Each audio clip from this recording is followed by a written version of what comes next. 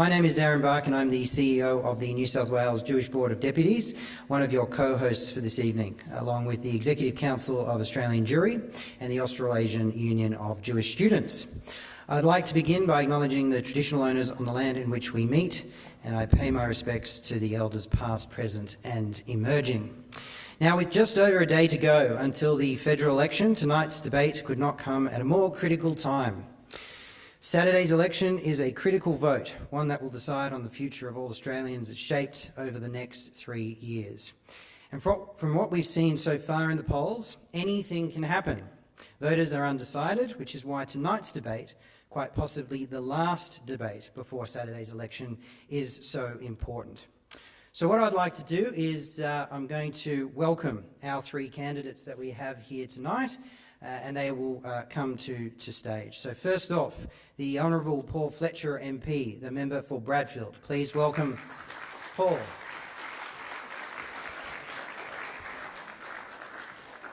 Labor candidate David Brigden.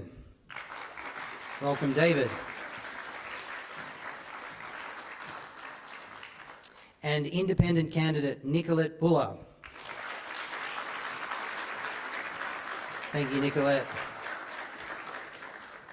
Thank you to all three. We really appreciate your time this evening and for agreeing to take part in this forum where the concerns of the Jewish community can be heard and addressed.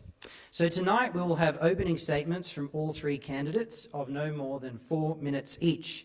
And then the floor will be open to you to ask questions directly to the candidates about whichever topic you think is important. You'll notice on your seats there is a QR code. Simply scan it or visit the website on your phone or mobile device and submit your questions. This is by far the easiest and quickest way to submit your questions. But alternatively, to ensure digital quality, if you don't have an electronic device, please raise your hand. We do have an attendant at the back. Fantastic. And a form will be provided to you with a pen. Please write down your questions and we will submit it to the moderator as well. We'll do our best to group multiple questions on the same topic together so we can save time and hopefully get through as many questions as possible. This is being recorded and will be made available to the community tomorrow morning so that they can inform their decision-making for Saturday as well. We have a lot to get through tonight, so I'd like to hand over to our moderator this evening. We've got Alex Rivchin. He is an author. He's also the co-CEO of the ECAJ, and I'll hand over to you, Alex. Thank you very much. Thank you very much, Darren. And ladies and gentlemen, it's a great delight to moderate this event on behalf of the Executive Council of Australian Jewry, the peak national representative body of the Australian Jewish community. I'd like to thank our host, Masada College, and our partners at the New South Wales Jewish Board of Deputies and Augis for their organisational prowess and invaluable contributions to Jewish life in New South Wales. The Jewish people are a political people. We have never been passive observers. We have a deep tradition of raucously debating all manner of policy, foreign and domestic. We argue every trifling triviality and the great existential questions. And because as Australians we care deeply for the welfare of our great land, we engage with our elected officials and candidates. We seek to exercise our right, indeed our obligation, to participate in our democracy for the good of all Australians. And tonight we have a wonderful opportunity to do just that. So we'll open, as Darren said, with a brief address from each of the candidates of no more than 4 minutes, following which we'll go straight to your questions, which can be submitted in the manner that Darren has explained. So we'll first hear from the Labor candidate, David Brigden, followed by the independent candidate, Nicolette Boele, and then the incumbent, Paul Fletcher, representing the Liberal Party. David, the floor is yours. David, would you like to address the lecture? Yes.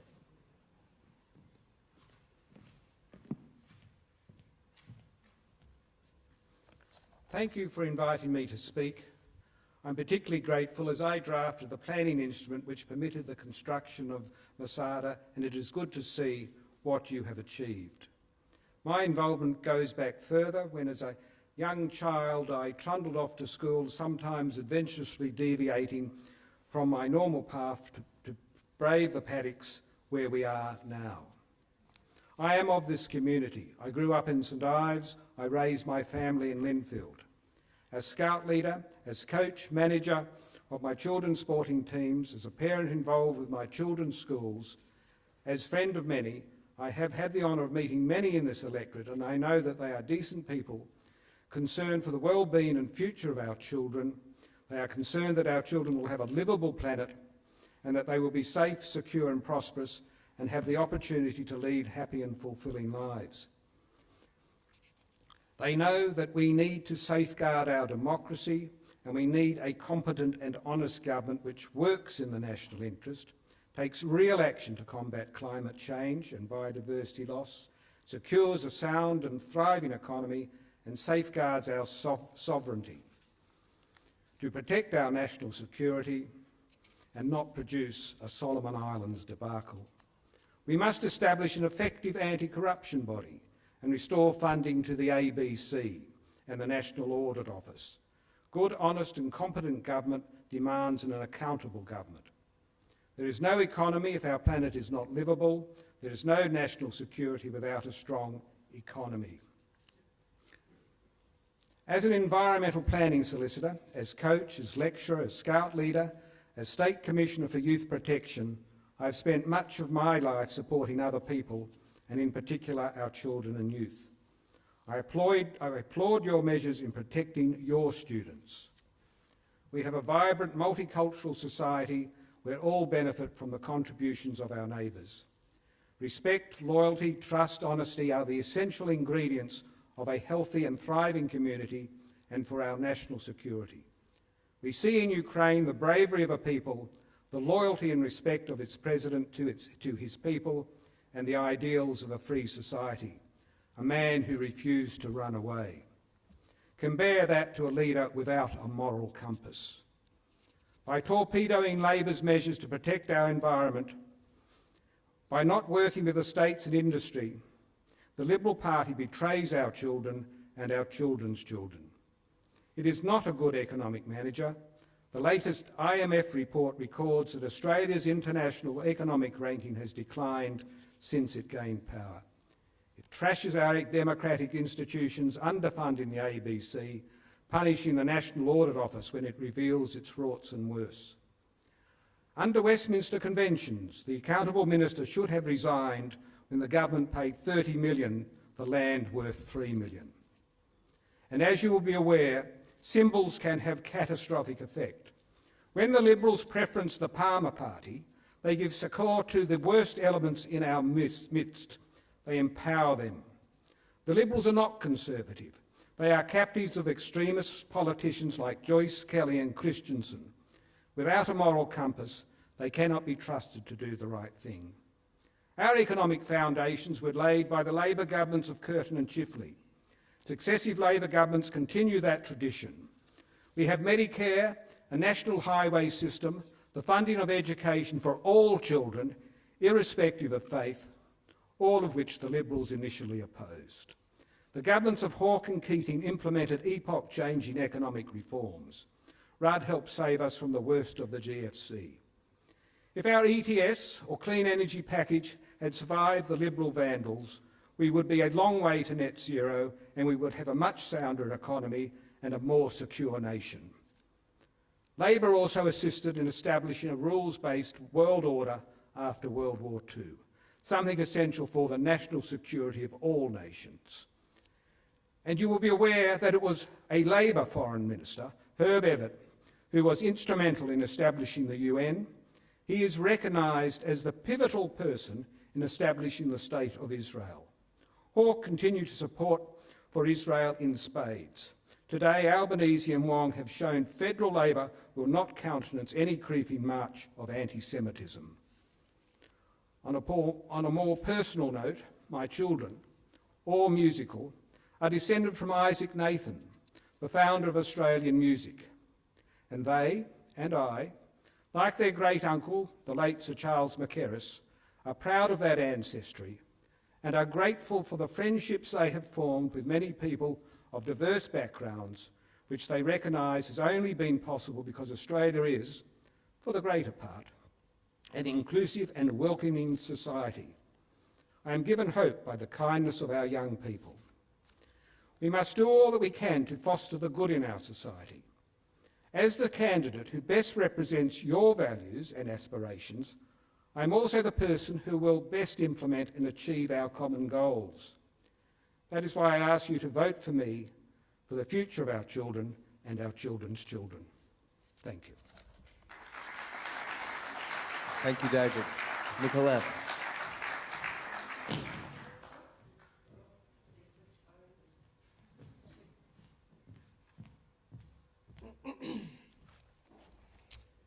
Hello, I'm Nicolette Boele, and I'd like to recognise our traditional owners and give thanks particularly to the New South Wales Jewish Board of Deputies, the Executive Council, the Australian Jewry, the Australasian Union of Jewish Students for organising, and to Masada College for hosting the event tonight.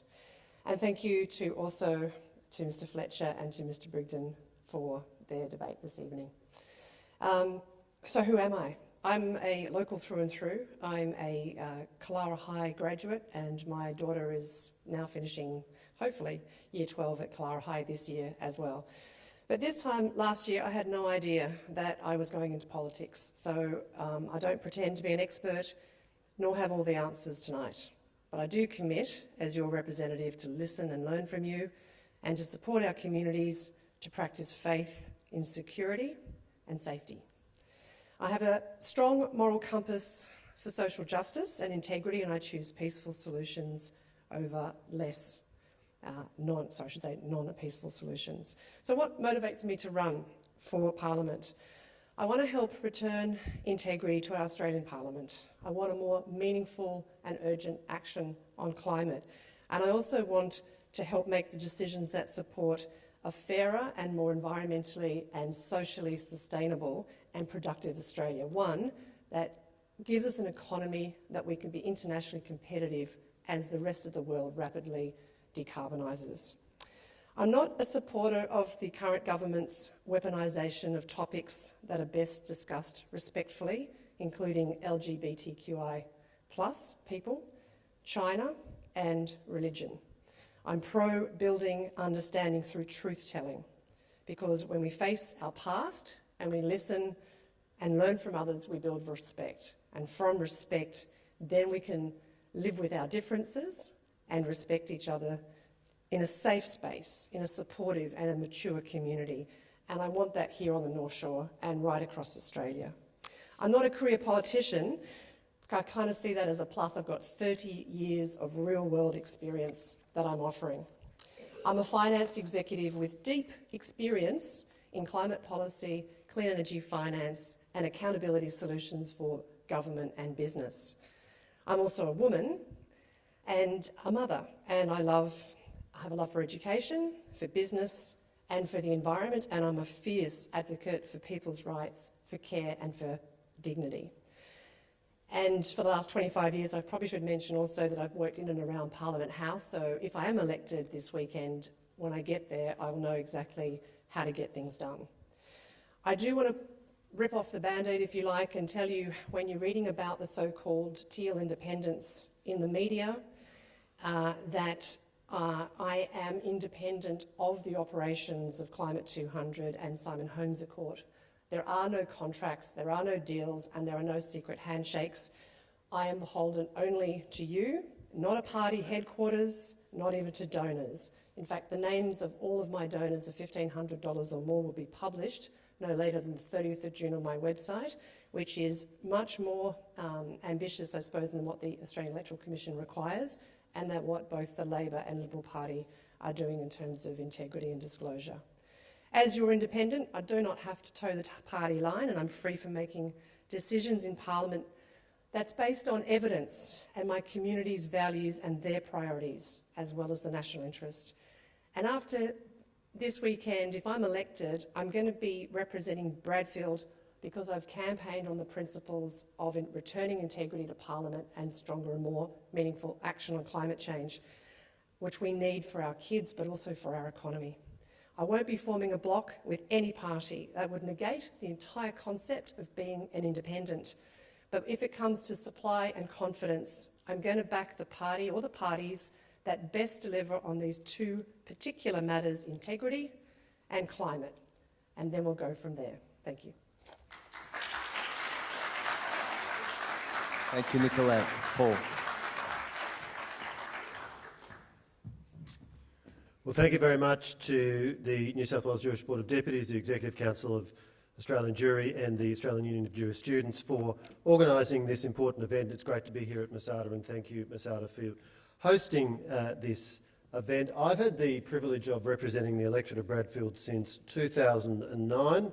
The 12 and a half years has flashed past. This is my 6th time that I'm seeking the support and confidence of the people of Bradfield, and throughout that time I've been intensely proud to represent the electorate that has the 2nd biggest Jewish community in New South Wales.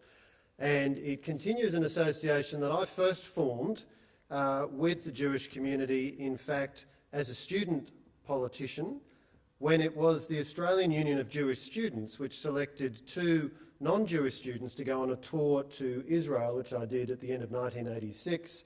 The idea was to select people who were thought to have some potential for the future. There were 2 Liberal, 2 Labor on that tour. The other Liberal was Don Harwin, who went on to become a minister in the New South Wales government.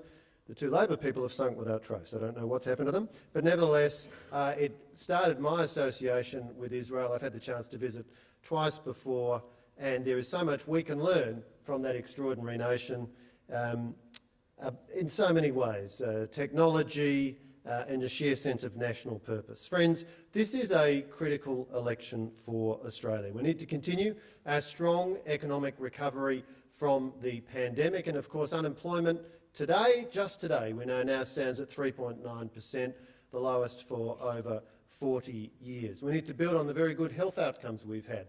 Every death is 1 death too many, but cumulative deaths per million from COVID in Australia around 1/10 of what they've been in the UK and the US, 2 countries against which we would normally benchmark ourselves.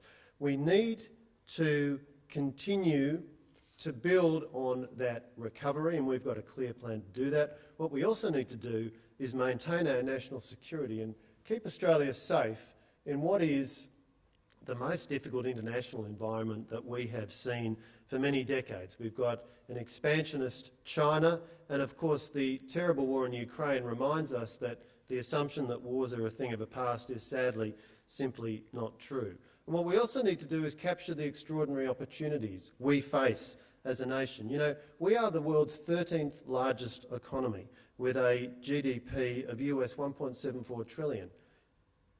Yet we have a population of 25 million. Russia has a GDP only slightly larger than ours, 1.83 trillion, with 140 million people. So we're a prosperous and successful nation, but we can't take that for granted. We have many opportunities ahead of us. We're an energy superpower. We are well placed to be a renewable energy superpower. We've got a growing technology sector, and connections with many Israeli-based tech companies are a growing part of that. We're a powerhouse in sectors like resources, financial services, agriculture. There's more we need to do, and we've got a plan to do it. There are 2 big dangers I'd suggest we need to guard against in this election. The first is the danger of Labor forming government and Mr Albanese becoming Prime Minister. We know from Labor's past economic record that they will always tax and spend more. They have some $437 billion in extra spending commitments, either explicit or implicit hidden spending, nod and wink commitments to the state governments about school and hospital funding. When you add it all up, that's $437 billion. But we also have in Mr Albanese a very inexperienced leader. He's never been either holding a major economic portfolio or a national security portfolio.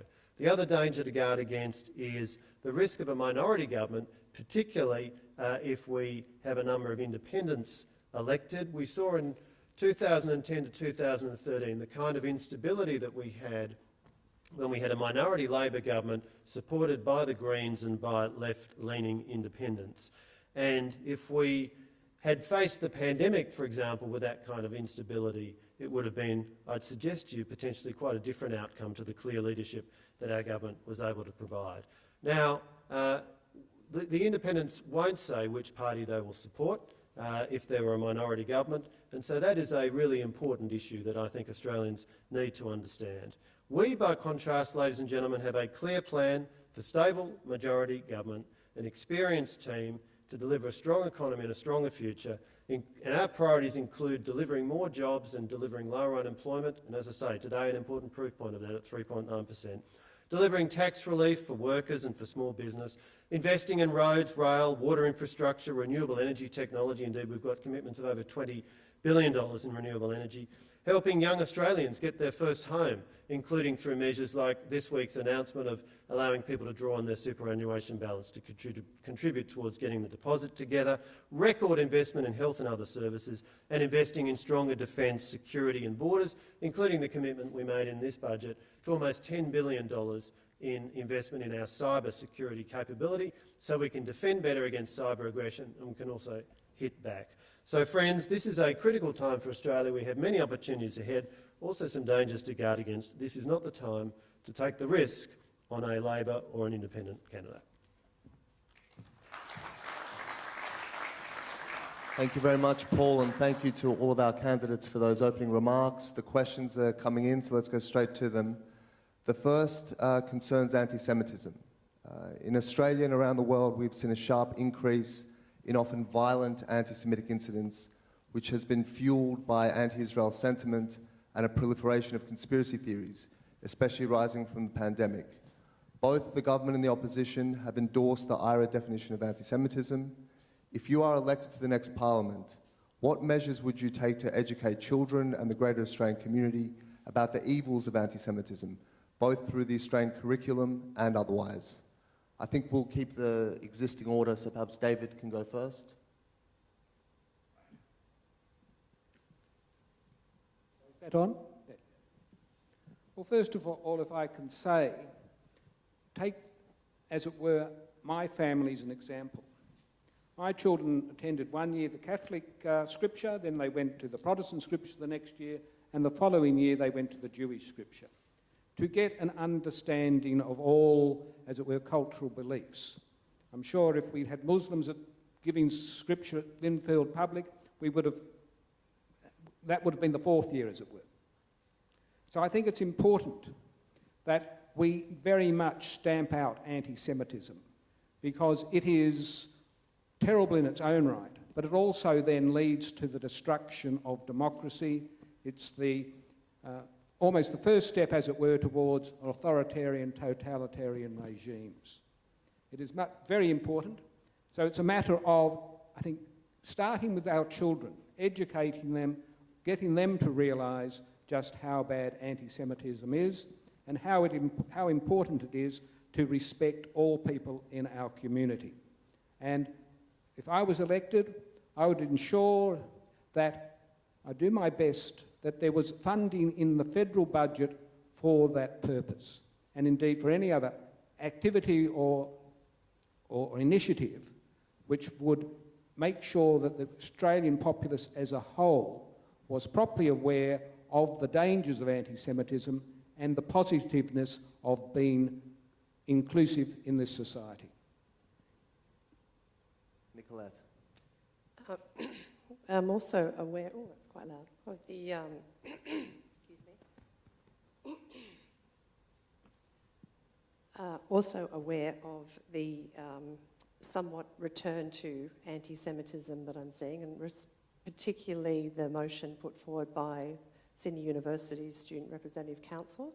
And if you're my generation, maybe a touch younger, that will ring true from our years when we were at university. And I just don't think there is a place for anti-Semitism anywhere in Australia, because that leads to, obviously, divisive language, extremism, and that's just not the place that we want to live in.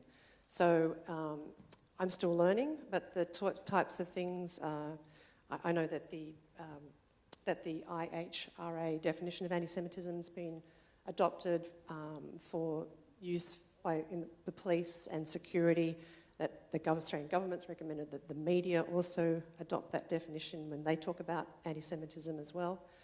And that's something that I support. And the other part probably is to my part about my commitment to truth-telling, which doesn't just go, obviously, to the Holocaust in teaching people about what is historically factual, but also to things like occupation of or colonisation of Australia by Indigenous, and the systemic racism that exists, and dispossession of First Peoples because of those behaviours as well by colonising British. So it's absolutely important that we have truth-telling across all areas of our curriculum at early childhood through primary school, high school, and even at university, where we have cultures in those schools that are aware of language and behaviours that might lead to that, and that we work very hard as a community to make sure that we don't have what I had when I was growing up in those days. Thank you. The sad fact is that anti-Semitism is a continuing threat, and we need to guard against it in a number of ways. We need to ensure the physical security of Jewish institutions, including schools and places of worship. That's why I'm pleased that under our Safer Communities program, we've been able to provide significant funding for Masada and also for the Apples and Honeys preschool at the North Shore Temple. We also need to understand the risk of anti-Semitism online, and I've done quite a bit of work as Communications Minister in relation to enhancing online safety, including passing the Tough New Online Safety Act last year, and the provisions under that dealing with serious cyber abuse of Australian adults would undoubtedly be triggered by some forms of anti-Semitic online attacks. And we also need to recognise the continuing pervasive influence of what I described in an op-ed in The Australian earlier this year as useful idiots for Palestinian terrorist organisations. And I'm referring, of course, to the appalling pressure on artists to boycott the Sydney Festival on the basis that there was, I think, $20,000 of funding in support of a leading Israeli dance company that came from the Israeli embassy. And the kind of pressure that was being imposed on artists was appalling. And of course, this was that those who were calling for this were essentially doing the bidding of Palestinian terrorist organisations. So this is a danger that we need to continually guard against. I can assure you it's something I discuss frequently with my friend and colleague Josh Frydenberg, and a re-elected Morrison government will continue to be very focused on the threat of anti-Semitism and practical measures we can take to guard against it. Thank you, Paul. This one is directed at David specifically and relates to Labor's policies on Israel.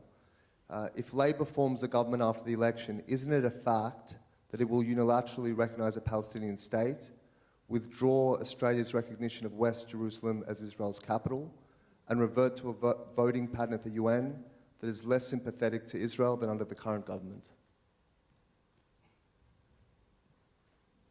That is undoubtedly not true. Labor undoubtedly supports the two-state solution, but it's a solution that we believe that has to be achieved through negotiated outcome between the two parties. And the Albanese Labor government will ensure that any decision taken contributes to a peaceful resolution of the conflict, and we in no way, of course, endorse violence. In fact, we have joined with Foreign Minister Maurice Payne in calling for a halt to actions that increase tensions, including land appropriations, forced evictions, demolitions and settlement activity. About 8 years ago, I was a guest, admittedly of perhaps a minor functionary, at the residence of the Irish President in Dublin. And this was notable for a number of reasons. One, she was a woman, and secondly, she was a Protestant. And of course, we discussed the Good Friday Accord. And even though it's tenuous peace, as it were, in Ireland at the moment, that a great result has been achieved there. The troubles have very much been, well, they haven't flared as they have in the past. Now, it may have taken 800 years since the first Normans arrived near Dublin to get to that result. But it was because finally, under the auspices of Clinton, the Irish Prime Minister, and I think it was Tony Blair, yes, it was Tony Blair, the British Prime Minister, then the parties involved were able to achieve I think, a good result. A good result in that the violence, to a great degree, has now gone. It flares from time to time, undoubtedly.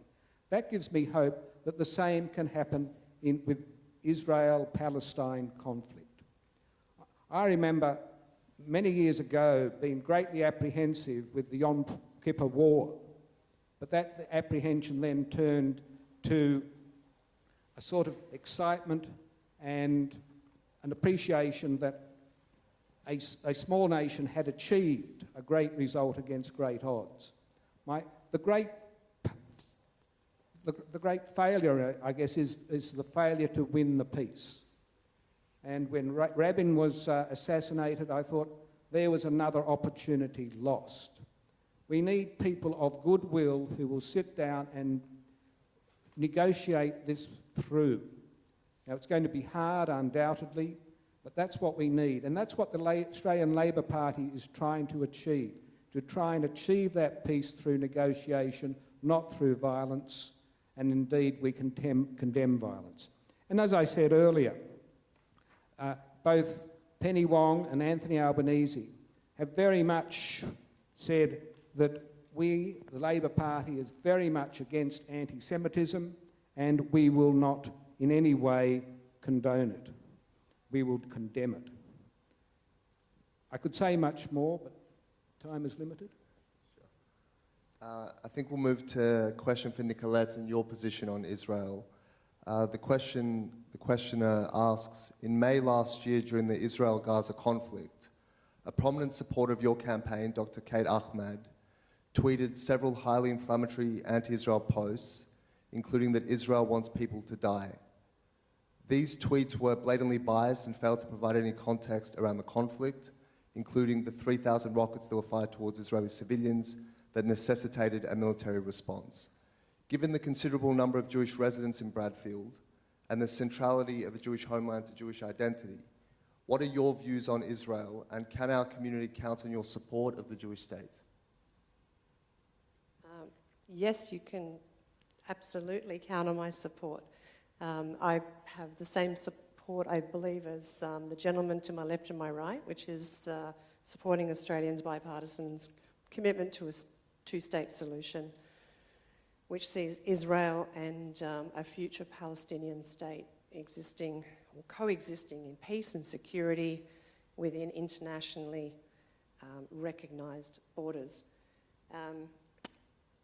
I will call out that there is a lot of talk about different people's views.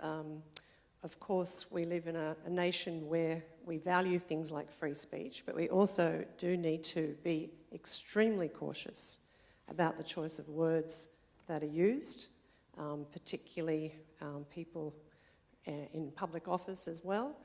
I'm very pleased that we do have the Racial Discrimination Act, particularly 18C and 18D, which hopefully does a good job, when done well, of looking at things that are said that can intentionally or unintentionally lead to vilification and other outcomes. So as far as, I have the absolutely, can I share a quick story about why this is so important to me? Because I'm a Clara High girl. It was shortly after Michael Gold was made the principal of Clara High. I was on the Student Representative Council, and someone or some people came into our school and spray painted swastikas onto the administrative A block. Once I got over the shock and the shame of this happening, it was the first time as a non-Jewish person that I could see through the response and the lens of my Jewish friends that they weren't even safe to come to school. And I just thought to myself then, and that's, I suppose, my visceral experience of the fear of not being able to turn up and go to school and be educated without having that kind of anti-Semitism, frankly, happening. So when I say that you can count on my support, you can absolutely count on my support. Every student should be able to go to school without fear. They should be able to move through their community and participate fully in every part of life without living like that. This one's for Paul. This election has much to do with the credibility of the government and its individual members. Minister Fletcher, can you advise the single most important achievement you have accomplished in your diverse ministerial portfolio in the course of your tenure?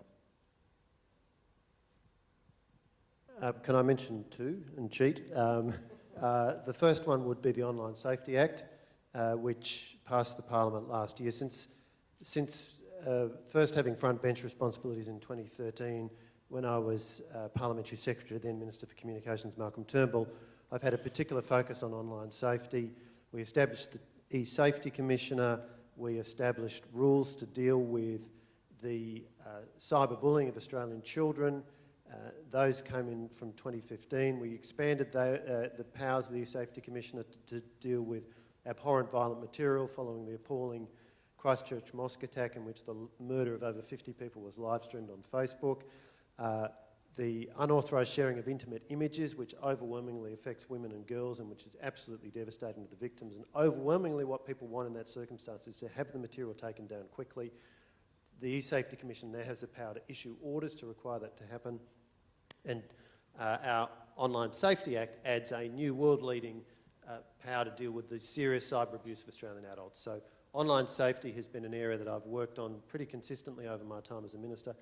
The other achievement I'd point to is Western Sydney Airport. When I became Minister for Urban Infrastructure in 2015, I was given responsibility for that project. At the time, we'd made the commitment in 2014 to proceed with Western Sydney Airport, but it was not going anywhere because there was a right of first refusal that Sydney Airport Corporation had. Cut a long story short, we managed to negotiate our way out of that. Construction got underway before the 2019 election. We're now at a point where almost 30% of the project is complete. There's 28 million cubic metres of earth that has to be moved. Almost all of that has now been moved. We will now have, by the end of 2026, a Western Sydney Airport operational. Sydney is very unusual around the world, a city of 5 million people with only one airport offering scheduled passenger services. It's taken a long time to get Western Sydney Airport happening, but it's now well advanced, on track to open by the end of 2026. Thank you. So this is directed at all of the candidates and relates to Australia's position in the world.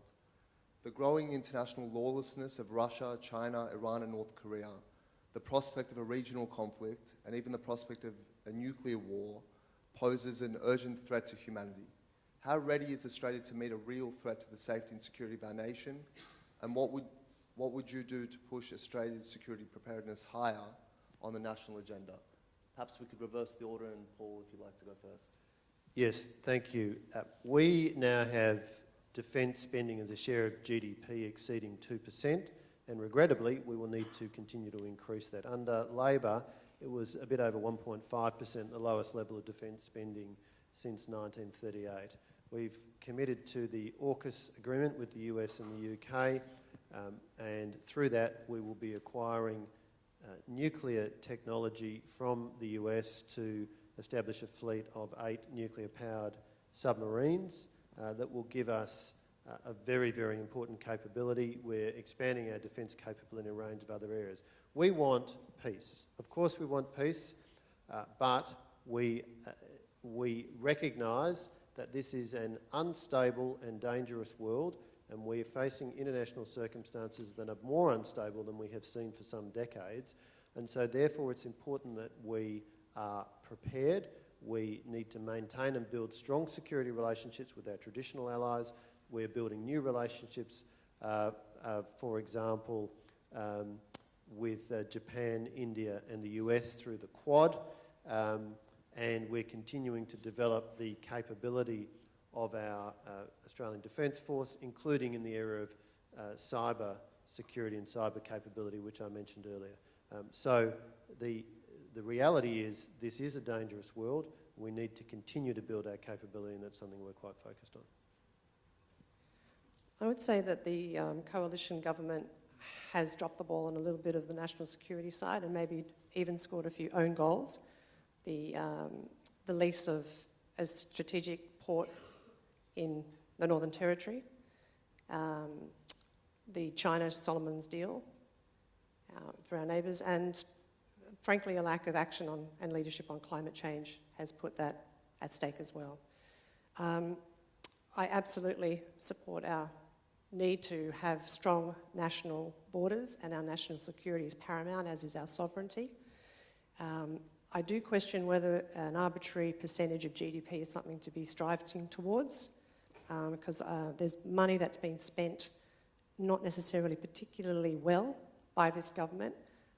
But of course, I'm not a defence expert on these things, so I'd have to see numbers before I made a very firm opinion on that one. We're a middle power, so any kind of financing of large machinery is possibly necessary, but it's not the only tool that we want to have in our armoury, if you like. We need to use, to the largest extent possible, soft power, and that means being a good neighbour. That means using the great skills and resources of DFAT projects, of our ABC, and having presence of learning and teaching our values as Australians in there, including educating, such as Mandarin and Bahasa, through the different ways that we could be if we had the Australian Network and others in the area. We have also heard that the Australian Securities Policy Institute, the ADF, and the Australian Security Leaders Climate Group, which is made up of some of our most experienced retired defence leaders, have talked about climate change as one of our most important and pressing security issues. And so the answer to the question also goes to a strategic look to our defence policy, our climate change policy, and our foreign policy. And these three things need to be looked at together, and we need to have a conversation across those agencies so that we actually have a strategic and targeted look that puts us back onto a footing of being a good neighbour and being a cooperative and diplomatic player. I endorse what you say, Nicolette. This current government has put us well behind where we should be at the moment. They do not understand what's involved with national security. We need a strong manufacturing base to begin with. We need a lot of things. But they close down the car industry. We lose the skills of those workers. During the Second World War, both the United States and the United Kingdom were able to pivot quickly to producing military vehicles because they had strong manufacturing of domestic vehicles. The ABC, soft power, they have underfunded that, they defunded it. We should be out there, as it were, winning the hearts and minds of the peoples of our region. The Liberals have destroyed those operations. There's much to be said. In fact, as I said earlier, Labor, in fact, is the party of national security. It's the party which Australia turned to during the Second World War. The Liberals had won the majority of seats just before the war, but in 1941, two independents, this is the value of having independence, if I can say, crossed the floor and, as it were, supported the Labor Party. So in 1943, when we went to the polls next, Labor then won an overwhelming majority because Labor is competent. This government, as we have seen over these last few years, is incompetent. Be it the Leppington Triangle, be it the billions wasted on JobKeeper that went to overseas companies and not to us. And we could multiply the examples of their incompetence. And in that too, I refer to Ukraine. What has been assisting the Ukrainians, not only their bravery, not only having a good leader, and we don't have a good leader here. There they have a leader with a moral compass, a leader who is loyal to his people. So the Liberals defame Anthony Albanese. They say he's a weak leader. He has a key attribute of good leadership. That is loyalty. He is loyal to this nation, and we can expect that he will continue to be loyal and that he has the ability, in fact. That to say he has no economic credentials, of course, is but just another lie. He knows he has administered departments which have delivered great results to the people of this nation. I think of the Kempsey bypass, $1 billion to our benefit all, in terms of economic terms and indeed national security as well, to have good transport links, and indeed the social benefits of having less people killed on the roads. So he has that ability, has that loyalty. And we have in our ranks people of great capacity, great ability. And we will not be, I was going to say corrupt. Can I say the other side has been corrupt? I think there's been a moral corruption, if nothing else, because they divide this nation. For a nation to succeed in terms of national security, we need to be united. We cannot use kids, trans kids are kids, as political pawns to try and win over the votes of the bigoted and the ignorant. It is essential that we look after our kids, we look after everyone in terms of national security. And then there's climate change, as Nicolette was saying. This is fundamental. Combating that is fundamental to national security. Why has the Solomon Islands done what they have done?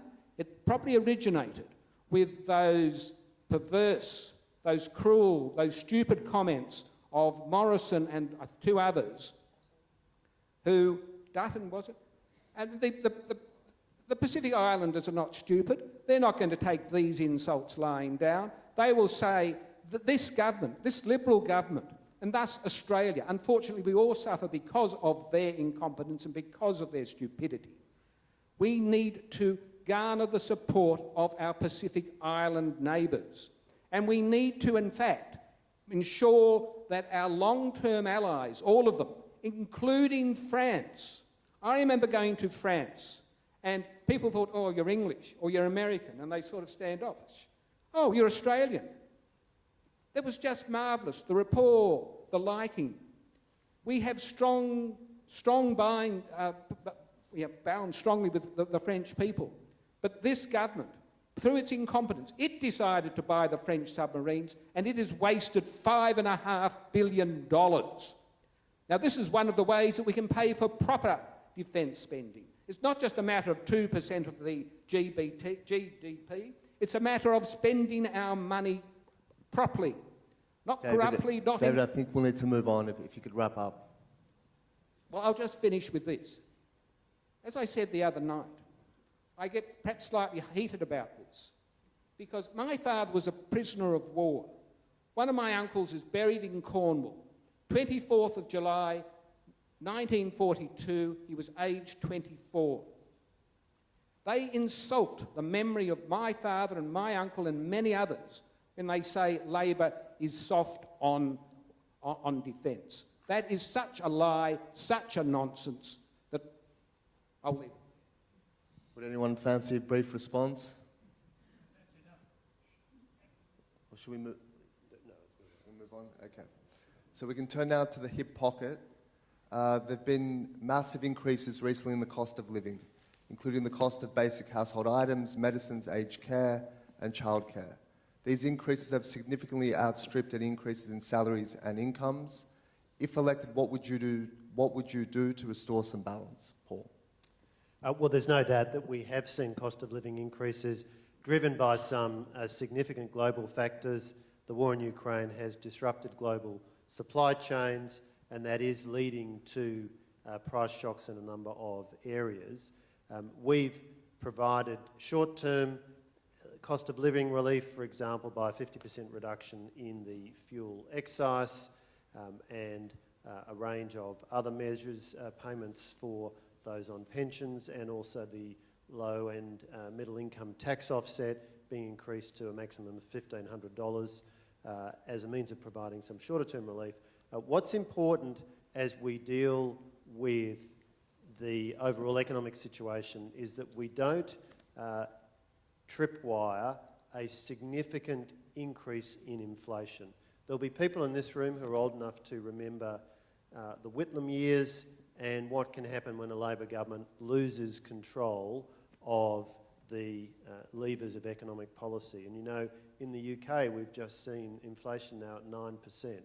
So this is something we need to guard against, and it's very important that we've got a disciplined approach to economic policy so that we can get inflation, contain inflation as quickly and effectively as possible. That's why it was troubling to see Mr Albanese shooting from the hip on the question of what wage increase should be set by the Fair Work Commission. In fact, that's the very reason why we have a Fair Work Commission, so it can weigh up all of the factors. The need for pay increases to deal with cost of living pressures, the capacity of employers to pay, but also then the macroeconomic impacts, including impact on inflation. I'll close with this point. We've got a real focus on assisting young Australians to be able to get into the housing market, because clearly the affordability of housing has been a policy challenge. That's why we've had a whole range of measures, including schemes that have been going for some time to support, make it easier for people to acquire housing. Our First Home Super Saver scheme, which assists people to save a deposit within the superannuation environment. Our Home Guarantee scheme, which allows people to buy a home with a deposit as low as 5%, and you avoid having to pay the lender's mortgage insurance. And of course, the policy we've recently announced to allow people to draw on up to 40% of your superannuation balance to contribute towards the deposit. So one of the largest, if not the largest, expense that we all face is housing, and we've had a real focus on supporting particularly younger Australians, but everybody wanting to get into the housing market to deal with housing affordability challenges. Thank you. Nicolette? So whatever the answer to the question is not what we've seen in the last 9 years, because we're looking at almost $1 trillion worth of debt. We have some of the wages are not keeping up with the price of cost of living. We have quite an alarming look at 405,000 women on low incomes that are currently renting over the age of 45. They're about to, in the next 10 years, gosh knows where they're going to live. So what's happening is we have a housing issue. We've got a whole lot of parties coming up with solutions that are short-term things, or they are further exacerbating the issue. The reason it's all very good to get people into housing. It's absolutely important. We know that when we get people a house and they have secure shelter, they're more likely to hold a job, contribute through society and feel good, and all those other things that make them good parts of society and have good wellness. Unfortunately, I think we might have missed that boat. I think we have to start looking seriously at what we're going to do in terms of having people have good tenure in rentals. Social housing is something that the government has taken its finger off. I know ALP's got a crack at it, the Greens have some, but we absolutely need to look at rent for buy systems and any number of different models that are going to come in as quickly as possible to help with what is essentially something that has been ignored for too long. I think one of the reasons, and the same goes to fuel. I can't believe that even with the short-term fuel excise discount that we've had, thank you very much, from the Coalition, costing $3 billion of taxpayers' money for 6 months, that I had to spend $2.22 at the Bowser on the weekend. If we had taken action on climate change, if we had already moved to electrifying and making our economy on safe, nationally secure, domestically generated renewable energy, we'd be spending between $4 and $6 for a whole tank of petrol in our electric vehicles that might have even been manufactured here if we'd got ourselves together, but we've ignored it.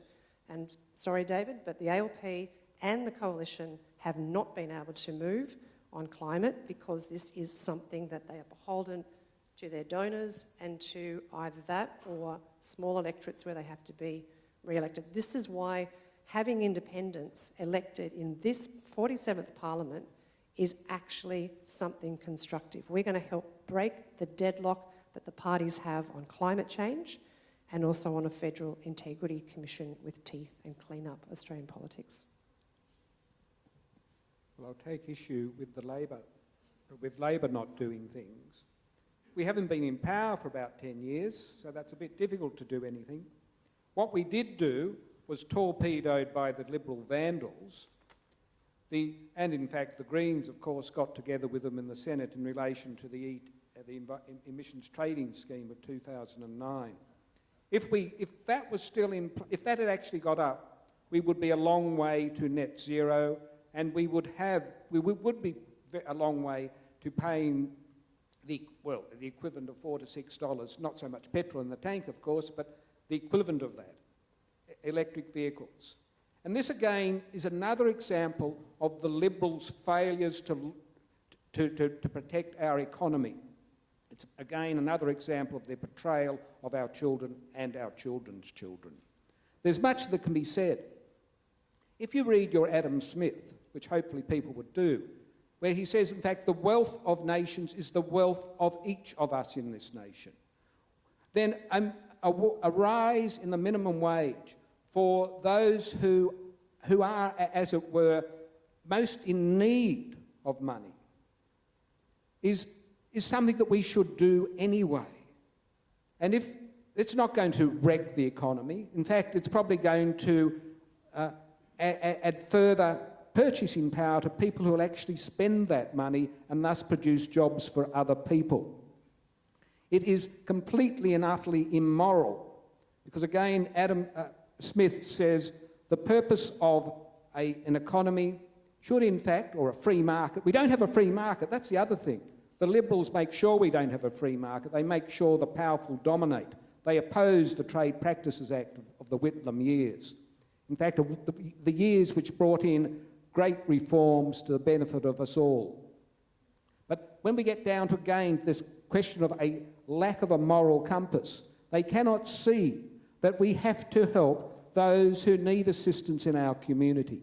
And as to global factors, this is yet another example of blaming someone else, not taking responsibility for what has happened in this nation. Undoubtedly, there are external factors at play. And indeed, in the Whitlam years, it was, I think, the tripling of the price of oil that was the main determinant of the increased inflation in this nation. And as to their housing measures, I'll just mention this.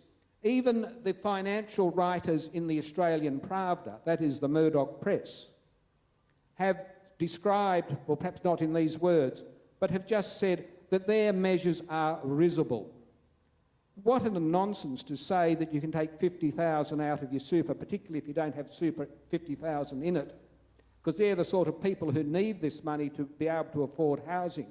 Just risible. And also, as again the economic financial writer in the Australian said, that this is to the detriment of those people who take money out of super. The actual benefit of owning a house, but that is diverting this money from your super to a house, will mean that the people who do so will be much, much worse off. Nicolette, just on that last point, do you have a position on the government's policy that it's announced, which David has just referred to, about using super for first home purchases? Do you have a position on that? Yes, also a point of order too, that just to point out, you haven't been in power for 9-ish years, but the Henry Tax Review is 2010, and I don't see the ALP implementing any changes from that. That's the kind of place we need to go. So much great advice not being implemented by both parties. We need a holistic review of how we raise money and how we spend money, and less band-aids of trying to win votes with handouts. Yes, I do, and I didn't articulate it very clearly before. Absolutely, the most important thing is to get people into houses, yes. But it is not advisable, in my opinion, having come out of working in superannuation for the last 10 years, to raid the coffers of the super. I do think there's something in the idea that it gets repaid. I quite like that little feedback mechanism at the end, so at least the balance goes up.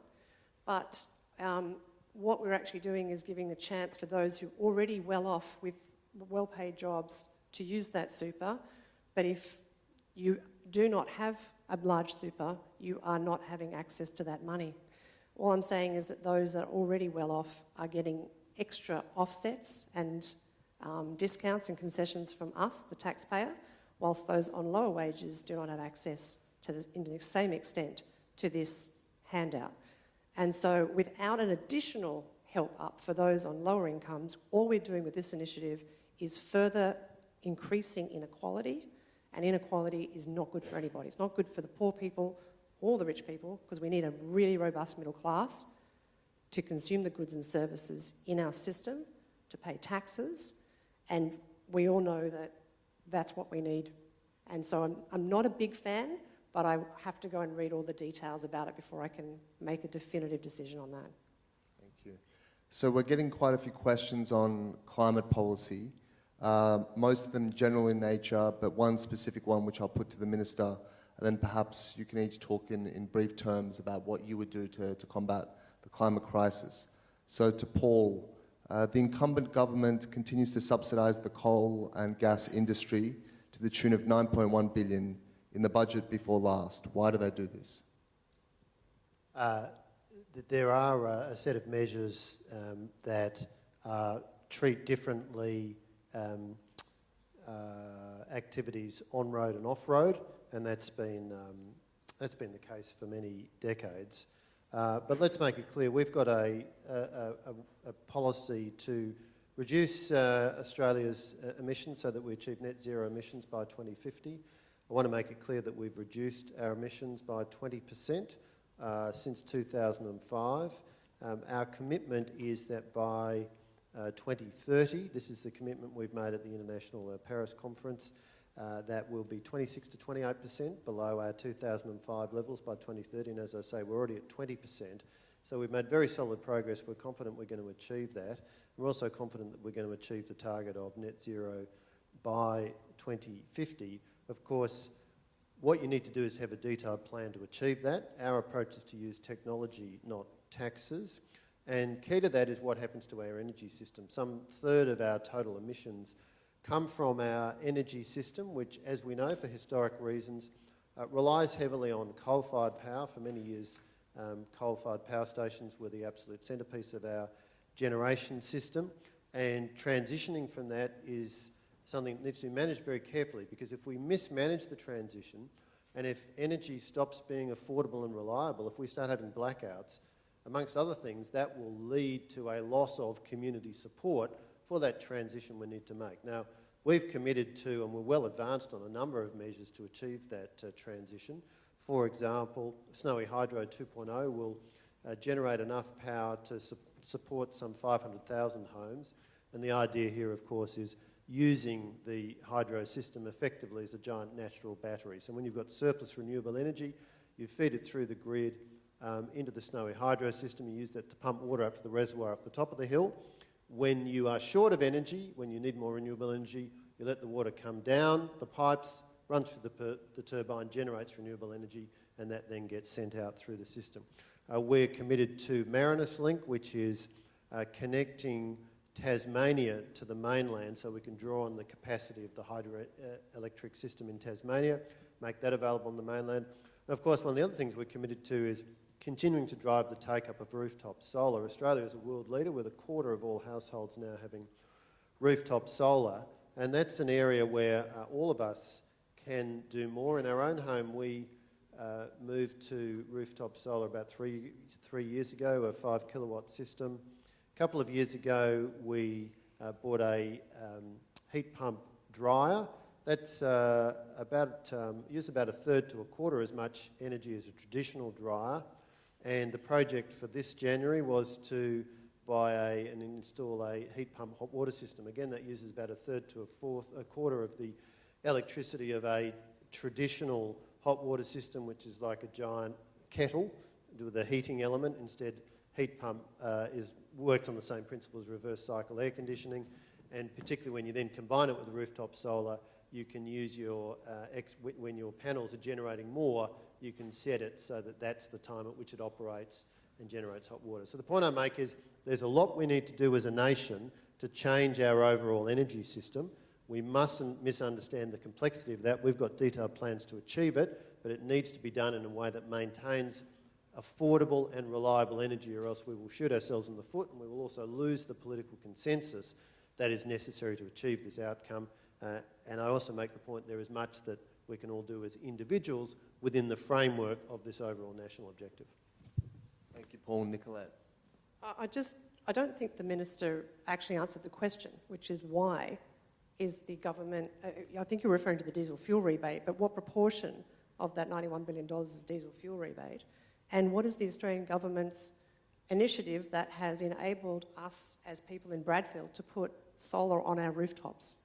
Well, it's a small-scale renewable energy scheme, which has been in place for quite a number of years and gives you a significant rebate if you buy rooftop solar panels. It's pretty well understood.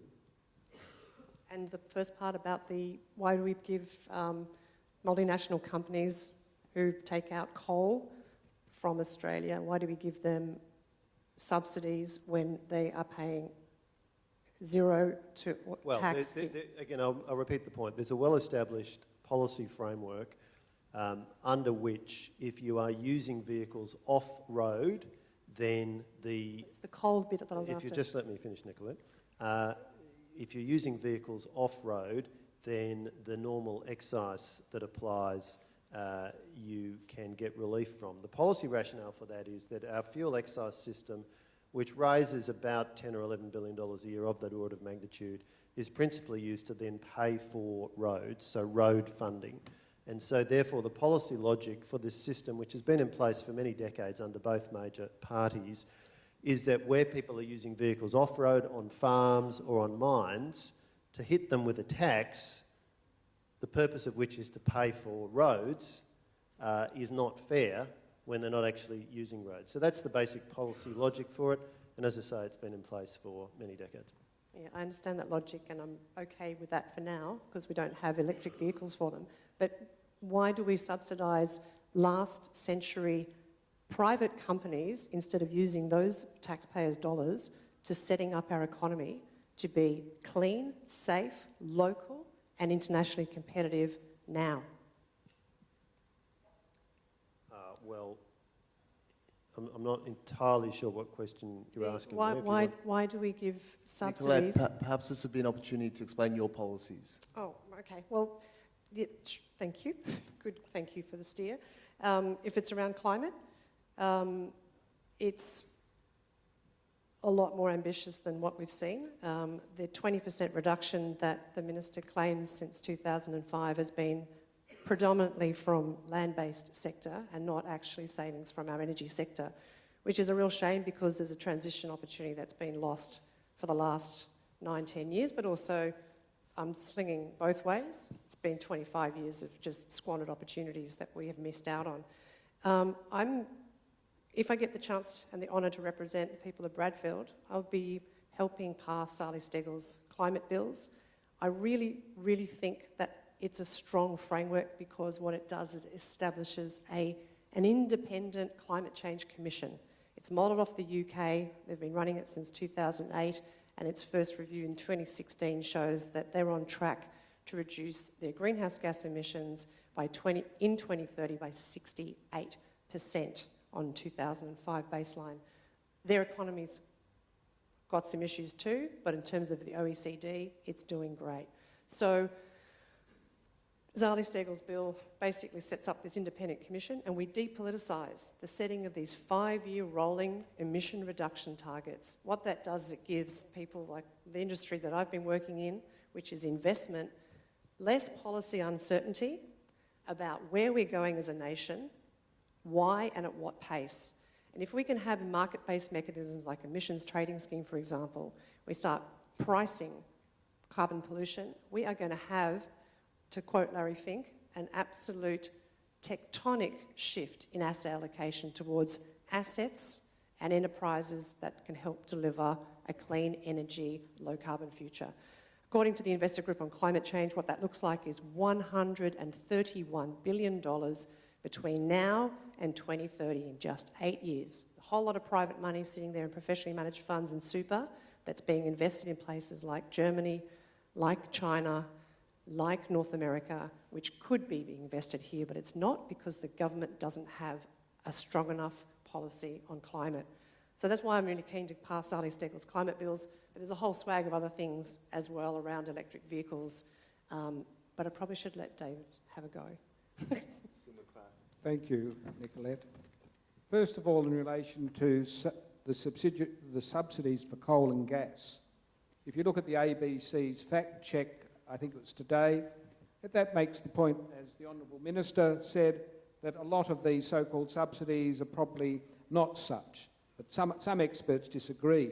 But the real subsidy, which is probably far exceeds the 9.1 billion, is the fact that these polluters do not need to lower, reduce, let alone eliminate the carbon dioxide that they emit. There was one case, this was a few years ago, a coal-fired power station in Canada. To build it was going to cost 3 billion Canadian dollars. To actually make sure that the carbon emissions were not emitted, they were caught, that would double the cost. Now, at the moment, coal-fired power stations, of course, are much more expensive to build than renewable energy sources. So and that's the way the market's going, quite clearly. And as to a transition, if we'd started 10 years ago, then there would have been an orderly transition. What we potentially face, if these Liberals stay in power, is that they will betray the people they claim to be protecting.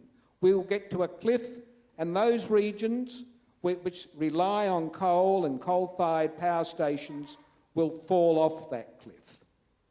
It is going to be horrific. We have a duty to them to ensure that that does not occur. And that will only happen if we, in fact, elect a Labor government. As to reductions, this is, to put it mildly, and this is a great understatement, that is misleading. The 20% reduction is mainly because the Queensland government stopped large-scale land clearing in Queensland. A Labor government had done that earlier, but then it came into power the Campbell-Newman government, and they are loathed. And one of the reasons is because they lifted the ban on large-scale land clearing. Well, the Palaszczuk government was able to, once it became a majority government, and this shows an indication of why minority governments are not the best, because they rely on catter votes, but when they became a majority government, they were able to put that ban on large-scale land clearing. And large-scale land clearing is bad agricultural practice as well. And there's much else to be said. The question of this slogan, technology not taxes, it's a nonsense. It's another three-word slogan worthy of a Tony Abbott. And you've got to realise that technology means taxes. It means great subsidies that we, the taxpayers, are paying. When you look at what they've done in relation to carbon capture, hundreds of millions of dollars, our money wasted. It's a matter of being a good economic manager, not wasting money. French subs which don't appear, carbon capture that doesn't occur. 500 billion was given to some $2 company in relation to the Great Barrier Reef, and we've heard no more of that. Are they living somewhere nicely in Brazil? I don't know. We just don't know. Coal-fired power stations fail, and that's what's been happening. We were saved from a blackout in New South Wales a year or so ago. David, because I'm again going to have to ask you to move things along. Because of renewable power in South Australia. Labor has a plan, and it's been tested, it's been modelled, it's been critically appraised, it has the support of industry and unions, and we will work in conjunction with the states and with industry. I had a client, this is going back years ago, when I was with a major law firm, which was on the cusp of introducing the measures required under the Clean Energy Package. Of course, they didn't do it when the Vandals repealed that legislation, cynically did so. They only did it, be quite clear about this, because they saw a way to power. They were the source of the instability that the last Labor government experienced. They were misogynist, they were feral, they were terrible. You must recall that. They caused that instability. Is this a promise from the honourable gentleman here that they'll do the same again if Labor were to win power? It's David, I think in the interest of equal speaking time, I think we're going to have to leave it at well, that. there's much more to be said, but I accede to that. Can I just make a comment on the way forward in terms of the growth of renewable energy and the economic transition that we are making? So our commitment is that over the next 10 years or so, the Australian government will invest some $20 billion in low emissions technology, and we think that'll trigger total investment of around $80 billion. So we think it'll attract a lot of private sector investment. So I don't disagree with Nicolette with the proposition that there is a lot of private sector capital there waiting to be attracted. Again, what we need to do is do this in a way that maintains a reliable, affordable energy, and that means things like fast start gas plants coming into the system, so Tallawarra B, for example, which is being built in the Illawarra. It also means new transmission links of the kind that I talked about. It also means, very importantly, use of the price signal. You know, overwhelmingly, what is going to allow this transition to work is if energy generated through renewable sources is both reliable but also has an affordability advantage over existing technologies. So Angus Taylor, our energy spokesman, has stated an aspiration of solar energy prices coming down to 1.5 cents per kilowatt hour. And if we can achieve that, then people will make the choice based upon pricing. But this is a major transition. It needs to be done in a managed and structured way. It needs to be done in a realistic time frame, which is why we've committed to net zero by 2050 to allow the time for that transition to occur. It needs to be done in a way that will capture some of the opportunities. I've spoken about our aspiration to be a renewable energy superpower, and so we're putting a lot of work into hydrogen, which we see as a very significant fuel in the future economy, and one where Australia is well placed. But critically, it needs to be done in a way that maintains an energy system that is reliable and affordable throughout this period. Because if we don't do that, then we will shoot ourselves in the foot, and we will lose the political confidence, the community confidence that is required as we work on what is a very, very complex transition. Nicolette, can I invite you to perhaps deliver a final minute on the climate policy? I agree with with Paul Fletcher about needing to bring the community along on this. We don't want to lose them. But I would caution that a target for 2030 of just 26 to 28%, and which one is it, right, is not enough, because we are not going to remain internationally competitive. We have to have stronger targets for two reasons. One, the science says we're going to have catastrophic runaway climate change and we're already going to have it, but we're going to have it worse unless we can rein in emissions quicker. And secondly, because we've not done anything on this for such a long time, we don't have to go around the edges on being gentle. We can actually leapfrog and do an investment, a once-in-a-lifetime investment for that lovely big $10,000 cable we're going to need for two-way charging in and out of the grid. We've got to get that investment now. Just imagine that we don't give those fossil fuel companies, those oil and gas companies and the coal companies, a fraction of that subsidy and invest it in this infrastructure that we have underinvested in for the last 25, 30 years. Get that in, and then your rooftop solar would be useful. And then we reduce the tariffs to import electric vehicles, because there's no manufacturing here that we have to protect. So why do we pay all these extra taxes to import vehicles that we know are actually essential to reliability for load and storage when we have a renewable energy future? I don't think the gas thing is a very, I mean, show me some private sector investors that want to invest in gas. That's tricky. I'm going to have to stop. I'm getting a little bit excited. I want to see it legislated. I don't see the 2050 target firm yet from the coalition. And given that they promised to bring in a Federal Integrity Commission in 2019 and didn't deliver, they said that that we had a lump of coal in the Parliament, which made me think they didn't like climate change, and then they said, oh yeah, actually we better do it. I just don't think I have the confidence, and my children don't have the confidence, that the coalition government is sincere about acting on climate change. I'm not sure they actually understand how to get the job done.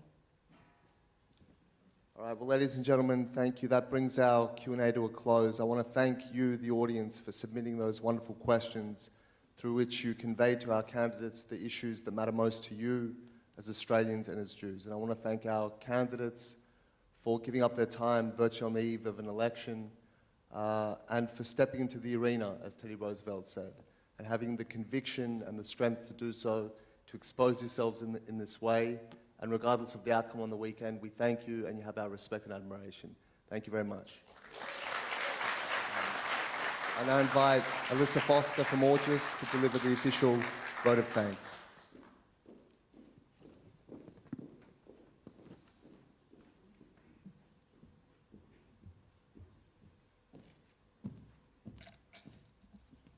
Hi everyone, my name's Alyssa and I'm the Vice President of Augis, the Australasian Union of Jewish Students, and I'm also a Masada College alumni, so it's great to be here. And on behalf of the Australasian Union of Jewish Students, the Executive Council of Australian Jewry and the New South Wales Jewish Board of Deputies, I want to thank you all for coming tonight.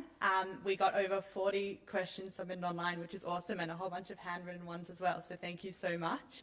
And a particular thank you goes to our candidates tonight, to David, Nicolette and Paul. Thank you so much for coming along for such an inspiring and insightful debate. And I think what you saw tonight and all the questions that came in from our community, we're a really passionate and engaged and active community, and forums like this are so important to ensure that we have a space in politics. So thank you so much. And for everyone here, again, thank you so much for coming along. And if you can please, before you all leave, take the piece of paper with the QR code and scan that, and there's a survey on there that you could fill out before you leave. Would be really appreciated. And thank you so much again, and have a good night.